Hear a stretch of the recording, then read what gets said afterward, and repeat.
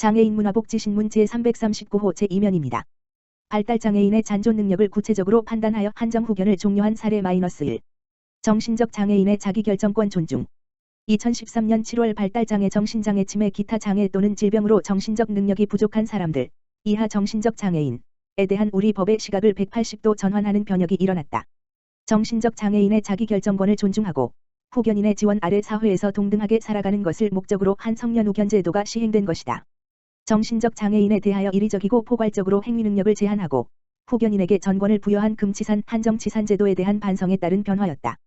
과거 대가족 중심 사회가 해체되고 정신적 장애인에 대한 인식 변화와 인권의식이 함양된 것도 배경이 되었다. 여전히 남은 자기결정권에 대한 제약. 그러나 본인의 법적 능력을 포괄적으로 제한하고 후견인에게 광범위한 권한을 부여하는 성년후견 또는 한정후견이 개시되었다는 이유만으로 각종 자격 취득, 취업, 영업 허가 등이 박탈되는 소위 결격조항 문제.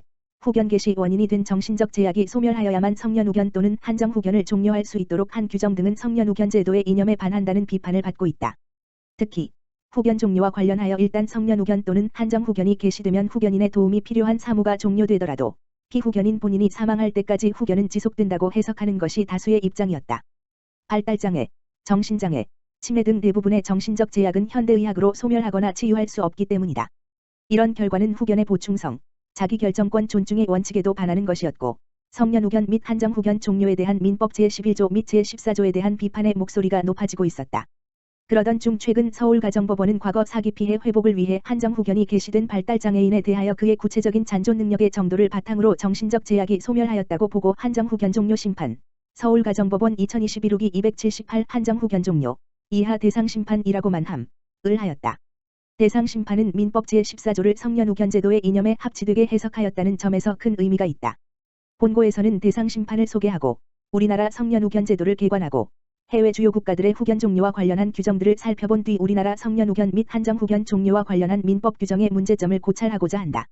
본 기고문은 장애우권익문제연구가 장애인 차별 시정과 평등 실현을 위한 법원 판례 바꾸기 운동의 일환으로 배포한 첫 번째 자료집을 일부 편집하여 게재한 글입니다. 대쉬 편집자주 호국보훈의 달 6월 단상. 매년 6월은 오늘의 대한민국을 위해 헌신하신 국가유공자분들의 고귀한 희생을 다시 한 번 되새기고 감사함을 잊지 않기 위해 다짐을 해보는 호국보훈의 달이다. 6월이면 가장 먼저 떠오르는 날은 6월 6일 현충일이 아닐까 한다. 현충일은 국가의 안위가 풍전등화 같은 처지에 있을 때의 나라의 존립을 위해 목숨을 바친 국군 장병과 애국선열의 충절을 추모하기 위해 제정된 날이다. DH날 우리가 자유와 평화 안정, 경제적 풍요를 누리는 것은 목숨 바쳐 나라를 되찾기 위해 싸운 항일 독립운동가와 조국을 지킨 호국영령의 고귀한 헌신, 숭고한 희생이 있었기에 가능한 것이라는 사실을 잊어서는 안 된다. 그러나 시간이 갈수록 현충일의 의미가 퇴색되고 잊혀지고 있어 안타깝다. 호국보훈의 달 6월 한 달만이라도 애국선열의 고귀한 희생을 기리고 국가유공자와 유가족에게 따뜻한 관심과 사회적 배려가 있었으면 한다. 그분들의 뜻과 정신을 기리며 그 가족을 보살피는 것은 국가 책무이자 국민의 도리다. 누구나 말로는 나라를 사랑할 수 있다. 그러나 자신과 가족을 희생하며 나라를 위해 헌신하는 것은 참으로 어려운 일이다. 순국선열과 호국영령들은 나라를 되찾겠다는 희망으로 우리 삶을 온전케 하리라는 믿음으로 아낌없이 자신의 몸을 던졌다. 불과 얼마 전인 20세기 초 우리의 삶은 가시밭길로 점철된 고난의 역사였다. 100년 전 일제강점기에는 나라를 잃었고 6.25 전쟁으로 온 나라가 잿더미가 됐다. 그러나 우리 호국영령들은 역사에 거친 도전에 맞섰다. 짙은 포연과 함께 조국을 가슴에 안고 쓰러져간 무명의 유격대원들, 낙동강 전선에서 백마고지에서 펜 대신 총을 들고 목숨이 다할 때까지 싸우고 또 싸웠던 젊은 학도이용군들, 그들은 조국을 위해 가장 고귀한 생명을 바쳤다. 이 나라 이 민족을 사랑했기에 죽음조차 두려워하지 않았던 호국영령들께 한없는 존경과 감사를 표한다. 한국장애인고용공단 인천지사, 장애인 표준사업장 간담회 개최. 6월 9일 오전 10시 인천시 송도 컨벤시아 1층 회의실에서 한국장애인고용공단 인천지사 주관 장애인 표준사업장 사업주 간담회를 개최했다.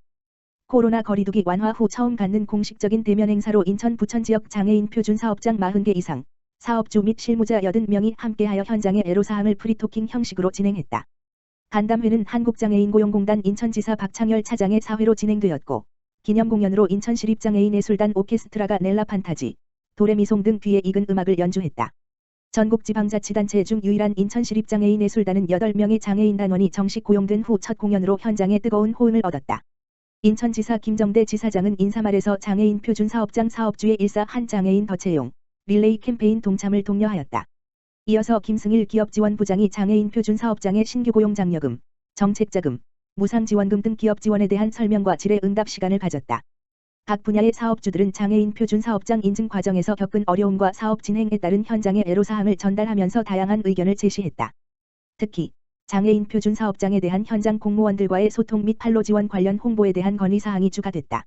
인천지사는 현장의 애로사항을 본사에 전달하겠다고 했다. 4. 장애인 표준사업장 연합회 김남기 회장은 표준사업장이 나아갈 방향으로 협력과 상생의 모델을 제시했다. 이번 장애인 표준사업장 사업주 간담회를 통해 장애인 일자리 창출과 고용 및 장애인 표준사업장 성공을 기대하며 공단과 사업주의 협력관계를 돈독하게 하는 계기가 됐다. 6월 장미에게 묻는다. 다시 사랑해. 빠질 수 있을까? 붉은 열망과 푸른 강철을 만지작거리며 장미에게 묻는다. 누군가를 다시 사랑할 수 있겠니?